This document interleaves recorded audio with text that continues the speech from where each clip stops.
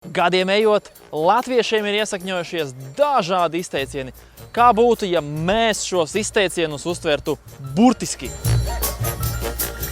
Paklau, kaimiņi, vari man saskaldīt sīkāk piecīti? Daņi vopros! Paldies tev, kaimiņi!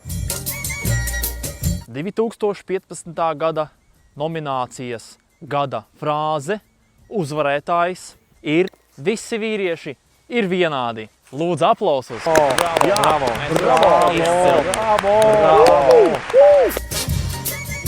Es to 100 reizes esmu teicis, man viss ir pie kājas. Gan veļas mīkstinātājs, gan salāti, gan mikroviļņu krāsns. Gatavs! Vecīt, lai iegūtu šo augstskolas diplomu, ir tādiem sūdiem jāiziet cauri. Tiešām? Nu, tagad es arī varēšu dabūt to diplomu. Paklau, kas tas par sviestu? Nu, mūsu paša tukuma. Kur tu biji? Atkal man te batonu spraudīs ausīs.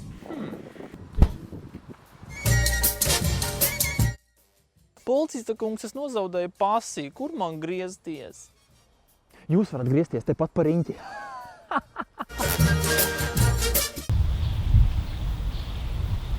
Ui, kur tas laiks tā skrien?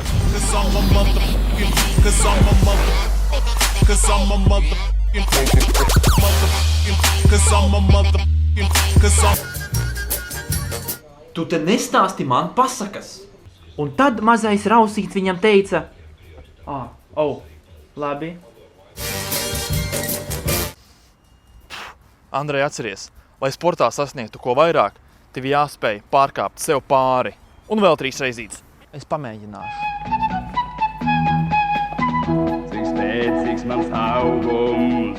Ja tev patika, spied pogu abonēt un skaties arī citas video. Čau!